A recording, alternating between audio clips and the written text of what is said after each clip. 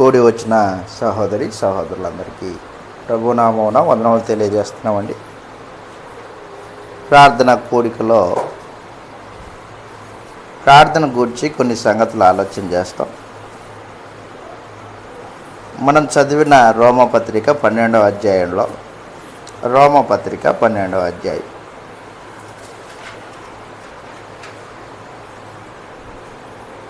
12వ వచనంలో నిరీక్షణ గలవారై సంతోషించుచు శ్రమయందు ఓర్పు గలవారై ప్రార్థన యందు పట్టుదల కలిగి ఉండండి. నిరీక్షణ గలవారై సంతోషించుచు శ్రమయందు ఓర్పు గలవారై ప్రార్థన యందు పట్టుదల కలిగి ఉండండి. ప్రార్థన యందు పట్టుదల. ప్రార్థన దేవునితో మనము మాట్లాడడం, మన విన్నపాలు ఆయనకు తెలియచేయడం, దేవుణ్ణి ముఖదర్శనం చేసుకోవడం, ఆయన కృప కొరకు వేడుకోవడము ప్రార్థన. ఈ ప్రార్థన నువ్వు దేవుడి సముఖానికి వెళ్ళేటప్పుడు దేవుని కృపా సన్నిధికి వెళ్తున్నావు అనేది నీకు జ్ఞాపకం ఉండాలి. మొట్టమొదటిగా పూర్వము ఇశ్రాయేలీలు దేవుడి సముఖానికి వెళ్ళేటప్పుడు ఎంతో భయముతోనూ వణుకుతోనూ వెళ్ళేవాళ్ళు.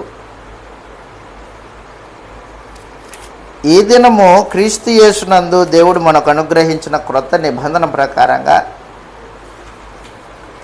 దేవుని సన్నిధిని ప్రతి సమయంలో మనకు అనుగ్రహింపబడింది. ఆయనతో క్రీస్తు ప్రభు ద్వారా ఆయన నామమున దేవునితో మాట్లాడే మహత్తరమైన అవకాశం దొరికింది. హెబ్రీలకు రాసిన పత్రిక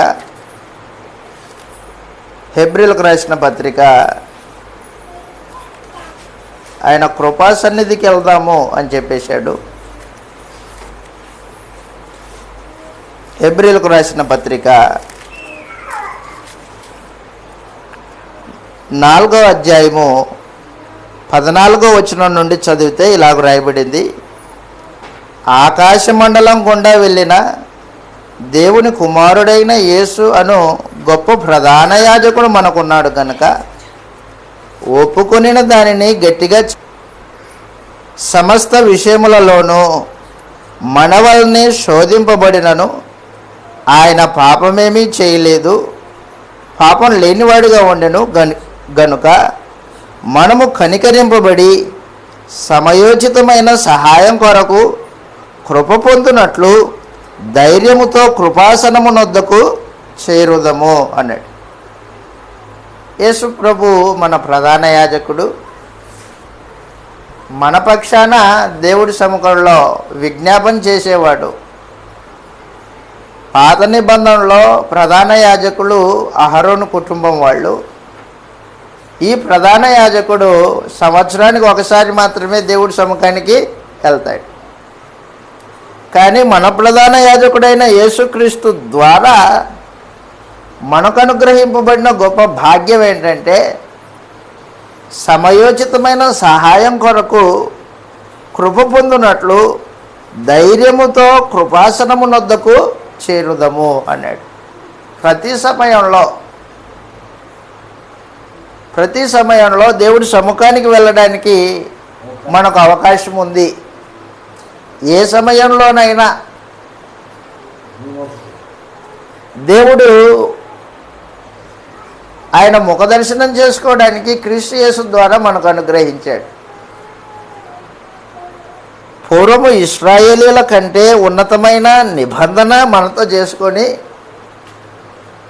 మోషే కంటే ఉన్నతమైన మధ్యవర్తి యేసుక్రీస్తు వారిని పెట్టుకొని దేవుడు మనల్ని ఆయన సముఖానికి ఆయన కృపాసనం నొద్దకు ధైర్యంగా వెళ్ళే భాగ్యాన్ని దయచేశాడు సమయోచితమైన సహాయం కొరకు. కాబట్టి నువ్వు ప్రార్థన చేసేటప్పుడు నువ్వు ఎక్కడికి వచ్చావు, ఎవరి ద్వారా ఎవరి సన్నిధిలో ఉన్నావు అనేది నీకు తెలియాల. మనుషులు ప్రార్థన అనగానే వారి అంతరంగంలో మాటలు వల్లిస్తూ ఉంటారు. మాటలు వల్లించడం ప్రార్థన కాదు. అలవాటుగా చేసే నీ ప్రార్థన పదాలు అది ప్రార్థన కాదు. నువ్వు ఎక్కడికి వచ్చావు? దేవుని కృపాసనం వద్దకు వచ్చావు. కృపాసనం వద్ద ఏం దొరుకుతుంది నీకు? ఆయన కృపాసనం వద్ద నాకు దొరికేది ఏంటంటే క్రీస్తు ప్రభు యొక్క మధ్యవర్తిత్వం ద్వారా సమయోచితమైన సహాయం దొరుకుతుంది. ఇప్పుడు నీవు ఏ అవసరతలో ఉన్నావో ఆ అవసరతలు తగ్గట్టు సమయోచితమైన సహాయం. కాబట్టి మనకు కృపాసనం ఉంది. ఆ కృపాసనం క్రీస్తు యేసు నందు దేవుని సన్నిధికి వచ్చినప్పుడు నీవు విశ్వాసంతో ప్రార్థన చేయాలి. విశ్వాసం లేకుండా ప్రార్థన చేస్తే అది అంగీకారం కాదు. నువ్వు ఎప్పుడైతే అనుమానంతో ప్రార్థన చేస్తావో ఆ ప్రార్థన దేవుడు అంగీకరించడు. ఎందుకంటే విశ్వాసం పూరితమైందే దేవుడు అంగీకరిస్తాడు. విశ్వాసం లేకుండా నువ్వు ప్రార్థన చేసినా ఏమర్పించినా దేవుడు అంగీకరించడు. విశ్వాసం లేకుండా దేవునికి ఇష్టడై ఉండట అసాధ్యం. కాబట్టి ప్రార్థన చేయడానికి వచ్చేటప్పుడు నువ్వు ఎవరి దగ్గరకు వచ్చావు, ఎవరి ద్వారా వచ్చావు, ఆ స్థలంలో నీకున్న ధైర్యం ఏంటి, ఆ స్థలంలో నీకు దొరికే ఆత్మ సంబంధమైన దేవుని సహాయం ఏంటి నువ్వు ఎరగాల. విశ్వాసం లేకుండా ప్రార్థన చేయకూడదు. విశ్వాస సహితమైన ప్రార్థన గొప్ప లాభసాధకమై ఉంది. చదువుతాం ఇలాగ రాయబడింది. విశ్వాస సహితమైన ప్రార్థన ఎంత శక్తివంతమైందో. యాకోబు గారు రాసిన పత్రిక 5వ అధ్యాయము, యాకోబు గారు రాసిన పత్రిక 5వ అధ్యాయం 15వ వచనంలో ఈ మాట రాయబడింది. 15వ వచనంలో విశ్వాస సహితమైన ప్రార్థన ఆ రోగిని స్వస్థపరచును, ప్రభువు అతన్ని లేపును, అతడు పాపములు చేసిన వాడైతే పాపక్షమాపణ నొందును అన్నాడు. విశ్వాస సహితమైన ప్రార్థన, విశ్వాసంతో కూడిన ప్రార్థన అది. నీ ప్రార్థన బతిమలాడమై ఉండాలి, ఆజ్ఞాపించేదై ఉండకూడదు. బతిమలాడాలి. యేసు ప్రభువు ఒక రోజున ప్రార్థన చేసుకుంటూ ఉంటే ఆయన శిష్యులు ఆయన దగ్గరకు వచ్చి ప్రార్థన నేర్పమని ఆయన అడిగారు. అప్పుడు ప్రభు అయిన యేసు వారికి ప్రార్థన నేర్పించాడు. ఆ నేర్పించే భాగంలో ఆయన ఒక ఉపమానం తెలియజేశాడు. వారు విసుగగా నిత్యము ప్రార్థన చేయాలి అనే భావమును వారికి తెలియజేశాడు. లూకాసు వార్త 18వ అధ్యాయం 1వ వచనంలో పట్టుదలతో ప్రార్థన చేయండి అని చెప్పినప్పుడు విసుగక ప్రార్థన చేయాలి. నువ్వు ప్రార్థించే ఆ విషయము జవాబు దొరికేంత వరకు ప్రార్థన చేయాలి. లూకాసు వార్త 18వ అధ్యాయం 1వ వచనంలో వారు విసుగక నిత్యము ప్రార్థన చేయుచూ ఉండవలను అనుటకు ఆయన వారితో ఈ ఉపమానం చెప్పెను. అదిగో, విసుగక నిత్యము ప్రార్థన చేయుచూ ఉండాలి అన్నాడు. ఉపమానం తెలియజేస్తున్నాడు. ఏంటి ఉపమానం?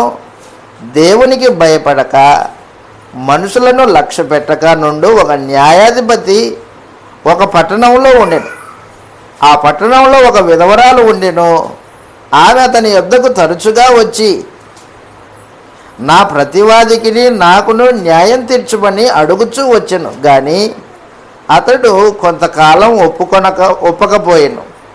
తర్వాత అతడు, నేను దేవునికి భయపడకయు మనుషులను లక్ష్య పెట్టకయు ఉండినను ఈ విధవరాలు నన్ను తొందరపెట్టుచూ ఉన్నది గనుక ఆమె మాటి మాటికి వచ్చి గోజాడకుండునట్లు ఆమెకు న్యాయం తీర్తునని తనలో తాను అనుకునేను. మరియు ప్రభువు ఇట్లా నేను అన్యాయస్తుడైన ఆ న్యాయాధిపతి చెప్పిన మాట వినుడి.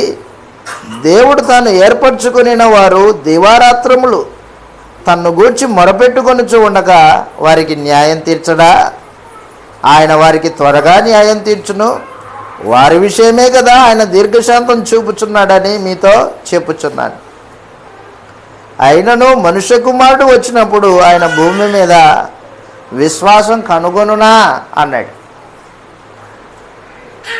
యేసు ప్రభు విసుగక ప్రార్థన చేయాలి అని తన శిష్యులకు నేర్పించడానికి ఒక ఉపమానం తెలియజేశాడు. ఆ ఉపమానంలో ఒక అధికారి ఉన్నాడు. ఉపమానంలో అధికారి, న్యాయాధిపతి. ఈ అధికారి దేవుణ్ణి లక్ష్య పెట్టడు, మనుషుల్ని లక్ష్య పెట్టడు, అసలు దేవునికి భయపడ్డు. అతని క్యారెక్టరు అన్యాయస్తుడు. న్యాయస్తుడు కాదు, అన్యాయస్తుడు. న్యాయాధిపతి అన్యాయస్తుడు. ఈ అన్యాయస్తుడి దగ్గరికి ఒక బీద విధవరాలు న్యాయం కోసం వచ్చింది. అన్యాయస్తుడైన అధికారి దగ్గరికి విధవరాలు వచ్చి న్యాయం కోసం గోజాడుతుంది. ఆ గోజాడడం అంటే అర్థం ఏంటి? బతిమలాడుతుంది. అయ్యా నాకు నా ప్రతివాదికి న్యాయం తీర్చండి. ఆ న్యాయాధిపతి ఆమె బతిమలాడుతూ ఉంటే, గోజాడుతుంటే విసిగిపోయాడు. విసిగిపోయి అరే ఈమె ఈ నాన్సెన్స్ నేను తట్టుకోలేకపోతున్నా అనే ఉద్దేశంతో ఒక రోజున కూర్చుండి న్యాయం తీర్చడానికి నిలబడ్డాడు. ఎందుకు న్యాయం తీరుతున్నాడు? అతని మనసు ఏంటి? ఆమె మాటి మాటికి తన దగ్గరికి రాకోకుండా ఉండడానికి. నాన్సెన్స్గా ఉంది. ఇక మీదట ఆమె మళ్ళీ రాకుండా ఉండడానికి న్యాయం తీరుస్తున్నాడు. అందుకు తొందరపడ్డాడే కానీ నిజంగా ప్రేమతో కాదు. ఈ విధవరాలు తరచుగా వెళ్తుంది న్యాయాధిపతి దగ్గరికి, గోజాడుతుంది.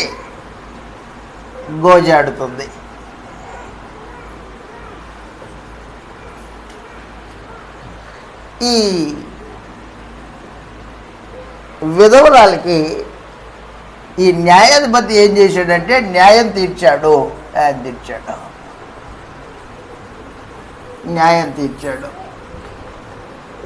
అయిపోయింది. ఎందుకు చెప్పాడు ప్రభు ఈ ఉపమానం? ఇదిగో ఈ అన్యాయస్తుడైన అధికారి మాటి మాటికి వస్తున్న విధవరాలి యొక్క ప్రతివాదమును న్యాయం తీర్చాడే. ఆ అధికారి స్థానంలో దేవుణ్ణి పెడదాం. ఇప్పుడు అధికారి స్థానంలో దేవుడు, విధవరాలి స్థలంలో నీవు నేను.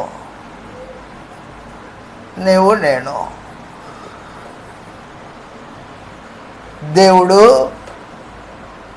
అన్యాయస్తుడు కాదు, న్యాయవంతుడు. దేవుడు న్యాయవంతుడు. దేవుడు త్వరగా న్యాయం తీర్చేవాడు.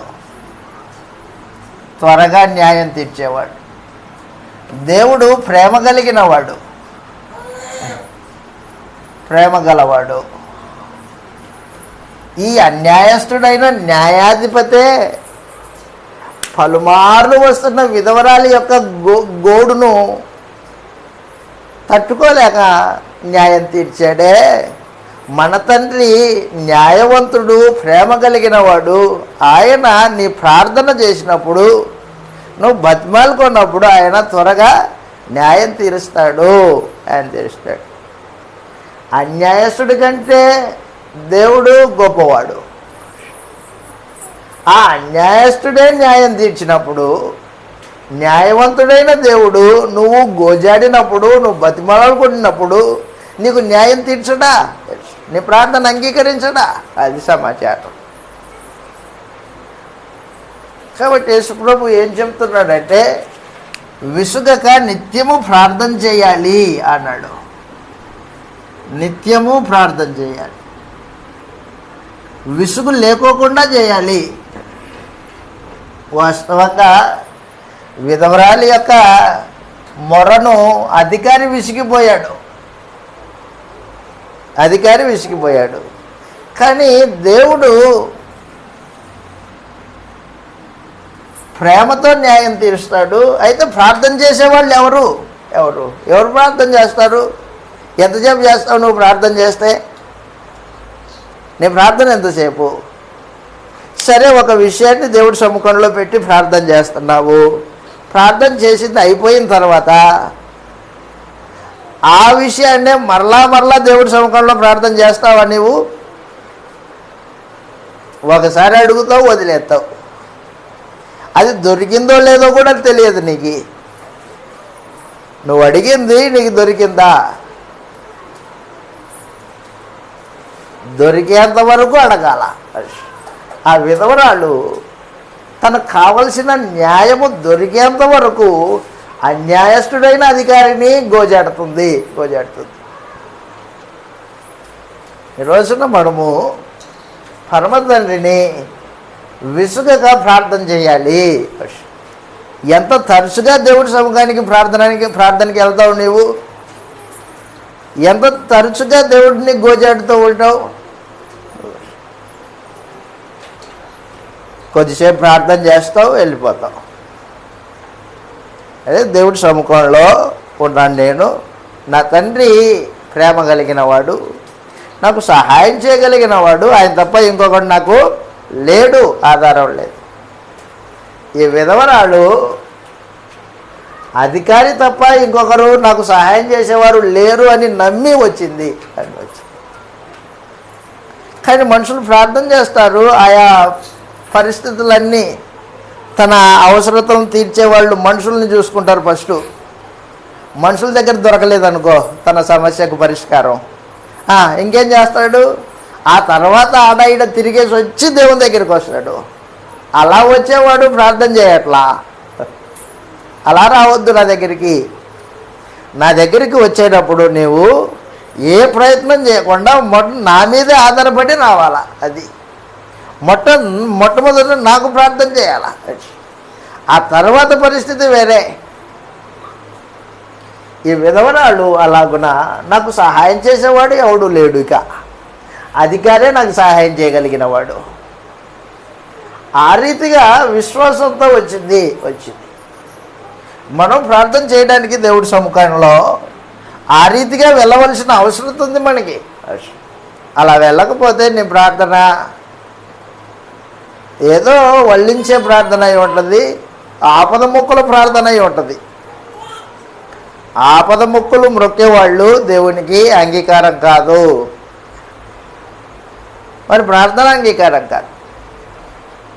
విసుగక నిత్యము ప్రార్థన చేయవలనని అది సమాచారం. కాబట్టి మనం ప్రార్థించేటప్పుడు దేవుడి సముఖంలో విశ్వాసంతో ప్రార్థన చేయాలి. 2, విసుగక ప్రార్థన చేయాలి. మనం ప్రార్థించే అంశము అది దొరికేంత వరకు, దానికి సమాధానం వచ్చేంత వరకు. ఆ సమాధానం వచ్చింది అని నీ అంతరంగానికి అర్థం కావాలా, నీ జీవిత అనుభవం అయి ఉండాలి. అది ఇలాగూ మనం ప్రార్థన చేస్తావా? ప్రార్థన చేస్తాం, వదిలేస్తాం అంతే. అది వచ్చిందో రాలేదో, వస్తుందో రాదో, ఇవన్నీ పట్టించుకోం. లూకాసు వార్త 11వ అధ్యాయంలో నువ్వు ప్రార్థించేటప్పుడు నీకు ఉండవలసిన మరొక స్వభావము తెలియజేశాడు ప్రభు అనేసి. లూకాసు వార్త 11వ అధ్యాయంలో 5వ వచనం నుండి ఈ మాటలు రాయబడ్డాయి. నువ్వు ప్రార్థన చేసేటప్పుడు నీవు నిస్వార్థంగా ప్రార్థించాలా. స్వార్థపూరితంగా ప్రార్థన చేస్తే అది ప్రార్థన కాదు. నిస్వార్థమైన ప్రార్థన అయి ఉండాలి. నీ మేలు కొరకు కాకోకుండా నీ సహోదరుని మేలు కొరకు ఆలోచన చేసే ప్రార్థన అయి ఉండాలి. అది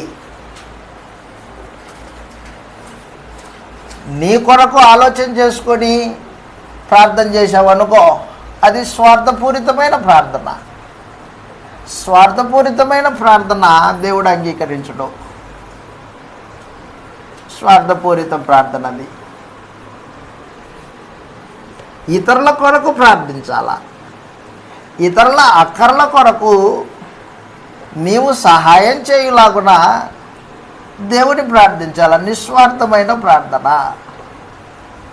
నిస్వార్థమైన ప్రార్థన. ఇది ప్రభువైన యేసు తెలియజేశాడు. నువ్వు ప్రార్థన చేయడానికి వెళ్ళిన ప్రతిసారి, దేవుడా నన్ను ఆశీర్వదించు, నా కుటుంబాన్ని ఆశీర్వదించు, నా పిల్లల్ని ఆశీర్వదించు కాదు. అది కాదు ప్రార్థన. ఎంతసేపు మనుషుడు ఏం చేసుకుంటాడంటే, ఇప్పుడు దేవుడి సముఖానికి వెళ్ళినప్పుడల్లా తన గూర్చి, తన కుటుంబం గూర్చి, తన బంధుమిత్రుల గురించి ప్రార్థన చేసుకుంటాడు. అది కాదు ప్రార్థన అంటే. అది స్వార్థపూరితమైన ప్రార్థన. చదువు ఇలాగ రాయబడింది, లూకాసు వార్త 11వ అధ్యాయం 5వ వచనం నుండి, మరియు ఆయన వారితో ఇట్లా, నేను మీలో ఎవనికైనా ఒక స్నేహితుడు ఉండగా అతడు రాత్రివేళ ఆ స్నేహితుని యొద్దకు వెళ్ళి, స్నేహితుడా నాకు 3 రొట్టెలు బదులిమ్ము, నా స్నేహితుడు ప్రయాణం చేయుచు మార్గంలో నా యొద్దకు వచ్చి ఉన్నాడు, అతనికి పెట్టుటకు నా యొద్ద ఏమీ లేదని అతనితో చెప్పిన ఎడల, అతడు లోపలనే ఉండి నన్ను తొందర పెట్టవద్దు, తలుపు వేసి ఉన్నది, నా చిన్నపిల్లలు నాతో కూడా పండుకొని ఉన్నారు, నేను లేచి ఇవ్వలేనని చెప్పున, అతడు తన స్నేహితుడైనందున లేచి ఇవ్వకపోయినను అతడు సిగ్గుమాలి, అదిగో మాటి మాటికి అడుగుట వలననైనను లేచి అతనికి కావలసినవన్నీ ఇచ్చును అని మీతో చెప్పుచున్నాను. అటువలే మీరును అడుగుడి మీకు ఇయ్యబడును, వెదకుడి మీకు దొరుకును, తట్టుడి మీకు తీయబడును, అడుగు ప్రతివానికి ఇవ్వబడును, వెదుకువానికి దొరుకును, తట్టువానికి తీయబడునని మీతో చెప్పుచూ ఉన్నాను. మీలో తండ్రి అయిన వాడు తన కుమారుడు చేపనడిగితే చేపకు ప్రతిగా పామునిచ్చునా, గుడ్డునడిగితే తేలునిచ్చునా? కాబట్టి మీరు చెడ్డవారై ఉండి మీ పిల్లలకు మంచి ఈవులను ఇయ్యనెరిగి ఉండగా, పరలోకమందున్న మీ తండ్రి తన్ను అడుగువారికి పరిశుద్ధాత్మను ఎంతో నిశ్చయముగా అనుగ్రహించును అనెను.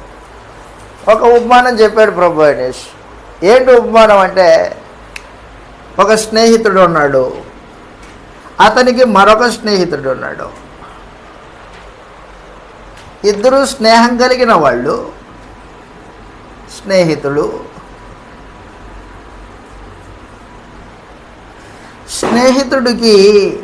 ఒక స్నేహితుడికి అవసరత వచ్చింది. ఏంటి అవసరత? 3 రొట్టెల అవసరత. రాత్రిపూట బంధువు వచ్చాడంట.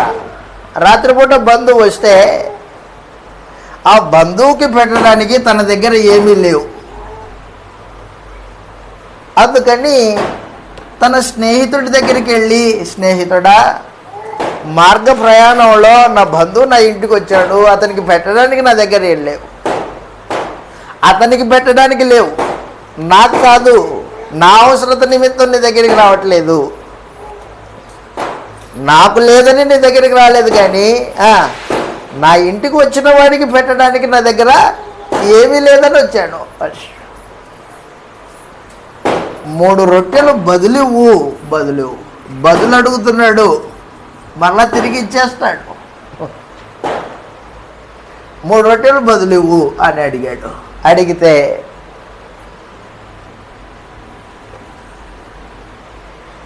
సిగ్గుమాలి అడుగుతున్నాడు, మాటి మాటికి అడుగుతున్నాడు, తలుపు తట్టుతున్నాడు. రే తలుపు తట్టొద్దు, నా పిల్లలు నాతో పాటు పడుకొని ఉన్నారు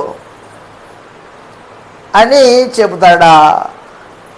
లేకపోతే సిగ్గుమాలి మాటి మాటికి అడుగుతున్నందున లేచి 3 రొట్టెలు తనకు కావలసినవి ఇచ్చి పంపిస్తాడా? ఏం చేస్తాడు?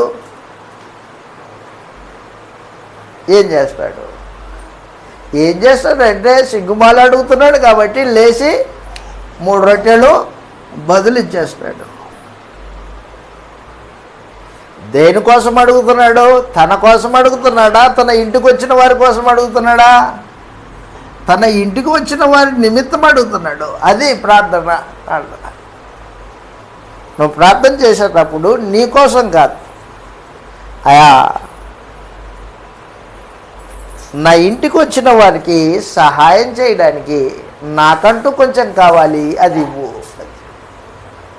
నా కోసం కాదు, నా ఇంటికి వచ్చిన వారికి నేను సహాయం చేయాలా, నా ఇంటికి వచ్చిన వారికి నేను ఆతిథ్యం ఇవ్వాలా. నా దగ్గర ఏమీ లేదు కాబట్టి దేవుని కృపాసనం దగ్గరికి వెళ్ళినప్పుడు, ఆయన సన్నిధికి వెళ్ళినప్పుడు నీ ప్రార్థన నిస్వార్థపరమైనదై ఉండాలా. అప్పుడు దేవుడు అనుగ్రహిస్తాడు. రే తన కోసం అడగట్లేదురా వీడు, తన కోసం అడగట్లా. ఎవరి కోసము? తన ఇంటి నీడకు వచ్చిన వారి నిమిత్తం అడుగుతున్నాడు. అది ప్రార్థన. కాబట్టి అనేక మంది ప్రార్థన చేస్తారు, వాళ్ళ స్వార్థపూరితమైన ఆలోచనలు దేవుడి సముఖంలో పెడతారు. అయా నన్ను దీవించు, నా ఇంటి వాళ్ళని దీవించు, నా నీ గురించే ప్రార్థన స్వార్థపూరితమైంది. కానీ ఇతరుల కొరకు ప్రార్థన చేయాలా? సమస్త పరిశుద్ధుల కొరకు ప్రార్థన చేయాలి. వాస్తవంగా సమస్త పరిశుద్ధుల కొరకు పట్టుదలగా ప్రార్థన చేయాలి. కొలస్సీలకు రాసిన పత్రికలో ఈ మాటలు రాయబడ్డాయి. కొలస్సీలకు రాసిన పత్రిక అపోస్తలుడైన పౌలు కొలస్సీలకు ఉత్తరం రాస్తూ ఇలాగ తెలియజేస్తున్నాడు. 4వ అధ్యాయము 2 నుంచి 4 వచనాలు చదువుతాం. దానికంటే ముందు ఎఫెసీ పత్రిక 6వ అధ్యాయం, ఎఫెసీలకు రాసిన పత్రిక 6వ అధ్యాయంలో ప్రార్థనకు వచ్చి మాట్లాడినప్పుడు 6వ అధ్యాయము 18వ వచనం. ఎఫెసీలకు రాసిన పత్రిక 6వ అధ్యాయము 18వ వచనంలో ఈ మాటలు రాయబడ్డాయి. ఆత్మయందు ప్రతి సమయంలో, అదిగో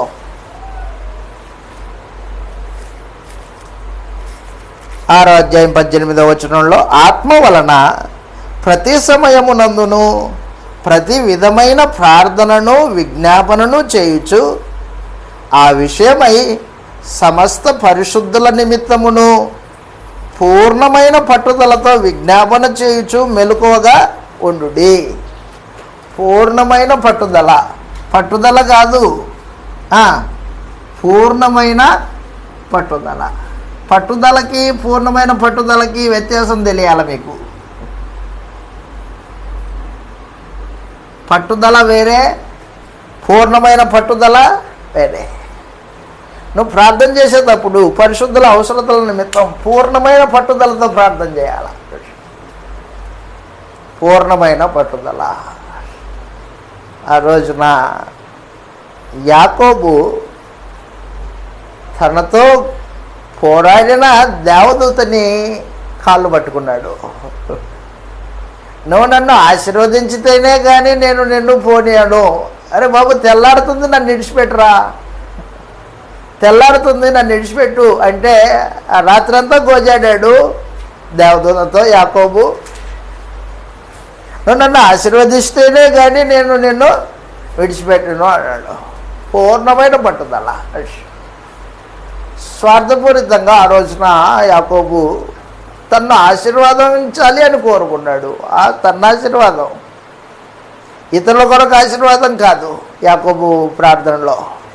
అయితే నేను అక్కడికి ఎందుకు చెప్పానంటే పట్టుదల, పూర్ణమైన పట్టుదల అనే వ్యత్యాసం చెప్పడానికి యాకోబుని తీసుకున్నాం. కాబట్టి దయచేసి గుర్తుపెట్టుకో, సమస్త పరిశుద్ధుల కొరకు పూర్ణమైన పట్టుదలతో ప్రార్థన చేయాలి. ఎప్పుడైతే ఇతరుల గురించి నువ్వు ప్రార్థన చేస్తూ ఉన్నావో అప్పుడు దేవుడు నీ అవసరతలు చూస్తుంటాడు. ఇది ప్రార్థనలో ఉన్న ఒక సీక్రెట్.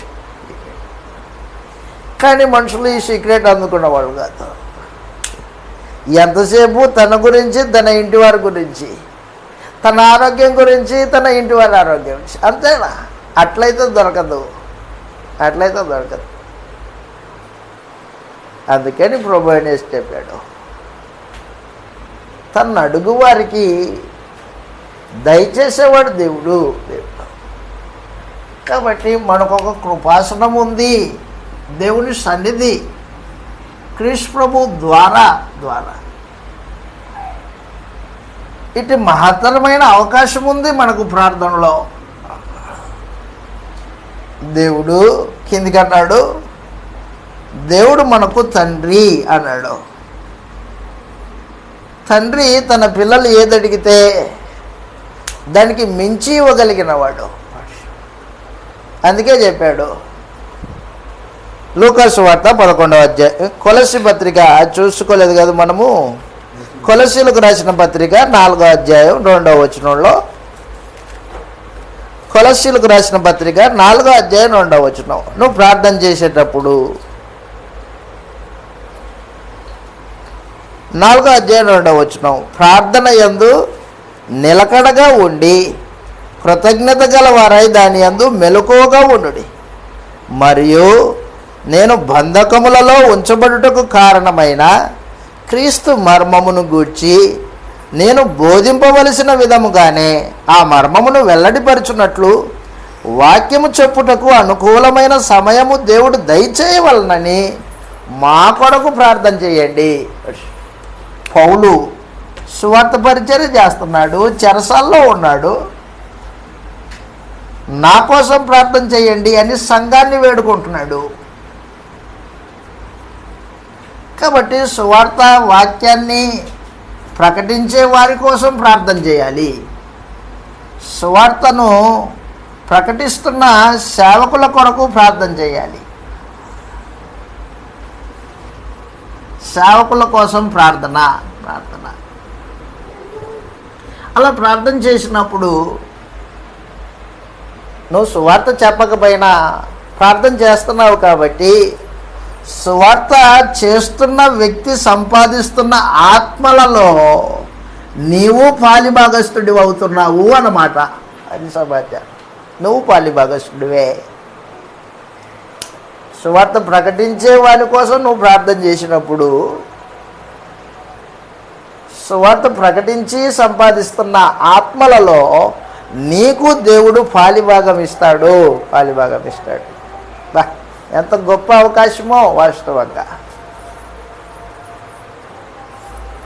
ప్రార్థన చేయడానికి మనం మోకరిల్లినప్పుడు మనం ఏం చేస్తున్నామో అసలు ఏమి ఆలోచన చేస్తుంటామో తెలియదు కదా. కానీ మనకున్న దేవుని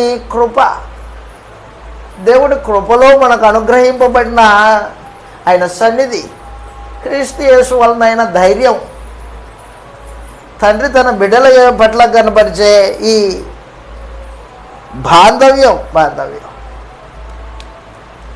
ఇట్టి మహత్తరమైన వాతావరణము నువ్వు ప్రార్థన చేసేటప్పుడు నీ అంతరంగంలో కలిగి ఉండాల్సిన అవసరం ఉంటుంది. నువ్వు ఎక్కడ ప్రార్థన చేస్తావో నీకు తెలియాలా. ఇంకో విషయం చెప్పి నేను ముగించేస్తాను.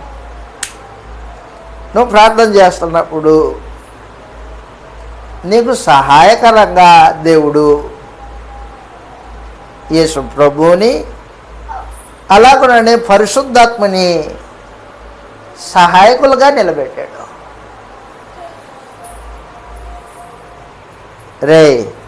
అతడు ఆ భారమును ఎత్తుతున్నాడు. వాడి చేత కదా ఆ భారాన్ని ఎత్తడానికి. అయినా నువ్వు వెళ్ళి ఎదుటి నిలబడి సహాయం చేయి అంటాడు. ఎవరిని? పరిశుద్ధాత్మని. మనం ప్రార్థన చేస్తున్నప్పుడు మనకు దేవుడి సముఖంలో ఎలా ప్రార్థించాలో తెలియనప్పుడు పరిశుద్ధాత్మ మనకు ఎదురుగా నిలబడి మన అంతరంగంలో ఉన్న మన వేదనను లేదా మన ఆత్మ సంబంధమైన కోరికను పరిశుద్ధాత్మ మన పక్షాన విజ్ఞాపన చేస్తుంటాడు. రోమీయులకు రాసిన పత్రిక 8వ అధ్యాయంలో ఈ మాట మనం చదువుతాం. రోమీయులకు రాసిన పత్రిక 8వ అధ్యాయం. నేను చెప్పింది మీకు అర్థమైందో లేదో? ఆ పిల్లవాడు మోయలేని భారము ముందు పెట్టుకొని దాన్ని ఎత్తడానికి చూస్తున్నాడు. ఎత్తడానికి చూస్తుంటే తండ్రి